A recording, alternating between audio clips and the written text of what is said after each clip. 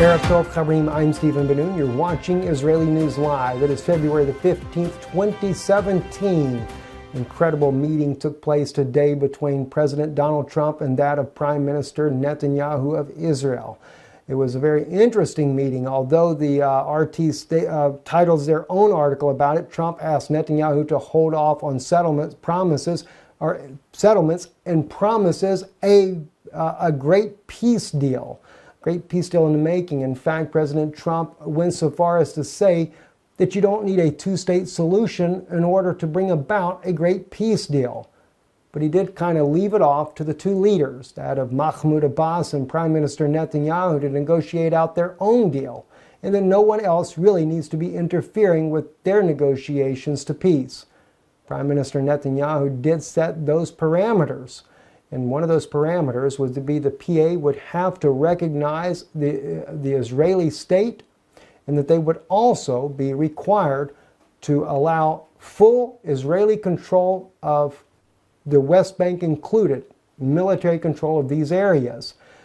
I have to kind of stand with Prime Minister Netanyahu on that. There are so many settlements inside of what is called the West Bank today, but you have to remember, even as Avi Ablo was on our own program that stands by the 1922 League of Nations agreement that gave everything west of the Jordan River for a Jewish homeland.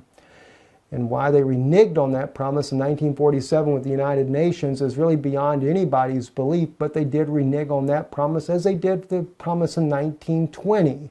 But as a result, Israel fought for their own independence in 1948. The Jordanians did defeat the Israelis in the war that ultimately led to what we call the modern-day West Bank. But as Avi Ablo pointed out, this was occupied land from 1947 to 1967 when Israel reclaimed that was promised to them under the 1922 League of Nations agreement. So it's kind of a reversal role here, and maybe this is something that President Trump sees himself. But right now, unfortunately, President Trump is finding himself in a whirlwind of trouble with his own administration and all the witch hunters that are out there trying to bring him down with all kinds of allegations that the Trump administrations and the people that he has surrounded himself with have been deeply involved with the Russians. We'll go there in just a moment. But actually, let's first start off right here. This is Congressman Joe Courtney here. He is a Republican Democrat for Connecticut. And he brought out something today, which was shared with me, or excuse me, the other day, that was shared with me by a sister that had placed it in the comments on one of our videos there, that there was actually a ship, a Russian spy ship off the coast of Connecticut, not far from one of the U.S.'s oldest submarine bases in America. Listen to what he has to say here. Mr. Speaker, as we're sitting here in this chamber, right now off the coast of Groton, Connecticut, 30 miles from the Groton Navy subbase, which is the oldest submarine base in America, there's a Russian spy ship, the Viktor Leonov, that is loitering, as was reported this morning from the Navy and news source. Now, Congressman Courtney actually brings out that the Russian ship is a spy ship off of the coast of coast of Connecticut, and is just loitering around. But you know, and I'm not for that myself. As an American, definitely I don't want the Russians spying on us. But then again, has anybody forgotten that we have about 10,000 Russian soldiers inside the United States? If you remember, go back about 3 years ago, maybe longer than that, we had on our program here Mina Gribben. And Mina Lee Gribben, who actually was, I think it was her sister that attested to this. We had been hearing back then that there were Russians that were brought in as part of United Nations training forces inside the United States, and it was her own sister that had seen this firsthand for herself, those Russian troops in California. And had she not seen it for herself, she said she wouldn't have believed it. But yes, there are Russian troops inside the United States. Quite a bit of them, in fact, as we have seen there, more of them being out west than in the other part of the United States there. What they're actually there for, well, no one really seems to know. And when it comes to the Russians spying on the United States, well, they do the same thing that we do to them. They've also had many Russian submarines that are very much inside our waters, even up into the Gulf of Mexico, spying on the United States. Of course they are. The United States does the same thing to Russia. It's really tit for tat, so to speak. They're always spying on one another. All right? But the thing is, though, is notice, though, Joe being a Democrat, they're trying to highlight this whole issue about Russia and the threat of Russia to the United States. I really don't think Russia is that big of a threat to the United States as what they're making it out to be. But in this case here, they're doing it for a reason, and that's to target President Donald Trump. In a recent article here put out by Sputnik News, House of Cards, as it's called, Democrats planning Nixon-style impeachment for Trump. Why are they trying to impeach President Trump? Well, any of you guys might know that of Mr. Flynn here, a former retired general for the United States military. When he came in with Trump as one of his own advisors there, one of the first things he wanted to do was to shake up the FBI and CIA, the government establishments there. That same establishment is very much pro-Clinton. The same establishment, even though Clinton's own emails and Podesta's own emails and everybody else's own emails clearly indicted this whole entire group of every wicked evil you could possibly believe against the United States government and the people of the United States. But yet the FBI exonerated her as if she was just as clean as a whistle. But when it comes to Trump getting into power, they're definitely on the warpath now. And see, Trump was going in there to try to clean up that mess. He brought in a good man to do it, it seems like, but now he's being thrown under the bus. You know, I've not always had the greatest thoughts in mind when it comes to President Trump. I've been very concerned myself over some of the people he surrounded himself when he was campaigning, like that of Kenneth Copeland, who is very much involved with the Pope of Rome, Pope Francis, and a lot of the evils of bringing about a new world order. That's been some of my own concerns. But I also see that President Trump has been trying to keep a lot of his campaign promises, and he was really trying to reach out there and do some good for the nation. But then we see reports like this from Bill Palmer, who definitely doesn't seem to be a Trump supporter as well, and neither does the New York Times or the Washington Post or CNN or any of the rest of these news agencies that are in the United States.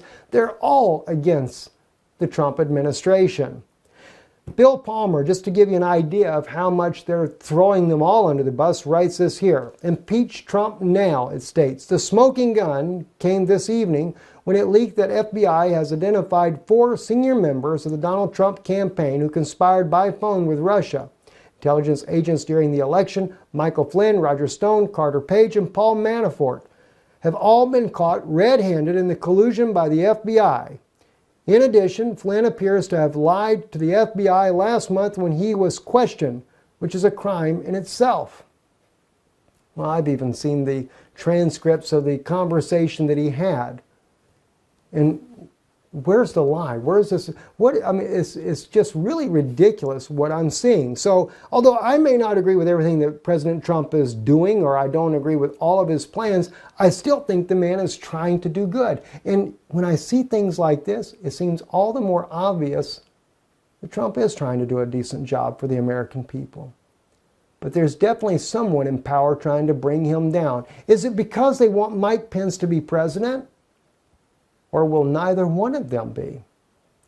What happens if they take them both out? Mike Pence, though, although he is a great ally to Israel, and I appreciate that stance that Mike Pence has, but he is not a great ally to Russia. So if Mike Pence does replace President Trump, if they do impeach him, that is, there's a lot of concern as well that someone may try to take him out from being president altogether. All kinds of things seem to be creeping up, a lot of threat to him staying in office. I don't know what the end run is going to be of this, but one thing's for sure, it is obvious that they're trying to railroad him out of Washington. And if President Trump leaves office, I do not look for a hopeful future when it comes to war. That is one thing's for certain. Even as Russia reiterates the refusal to return Crimea to Ukraine, after Maria Zakharova stated, who is the spokesman for the Russian Federation, she was echoed again today by Dmitry Peskov, who also stated what Maria Zakharova said: the theme of returning Crimea will not be discussed. He stressed Russia does not discuss its territorial integrity with foreign partners. So they're not planning on giving up Crimea. And as a result of that, it's basically going to come down to one thing. If Ukraine wants it, Ukraine is going to have to fight for it. And at this point, Ukraine is not a NATO partner, although they have passed laws to allow NATO to come in to help them. The question is will NATO help them? I don't know if Donald Trump would help them. But if they can get Donald Trump out of power, they have a greater chance of Mike Pence definitely standing behind Ukraine and doing exactly that than that of President Donald Trump. And even when Donald Trump tweeted this out, Brother Murphy, a dear brother of ours, sent this to us today.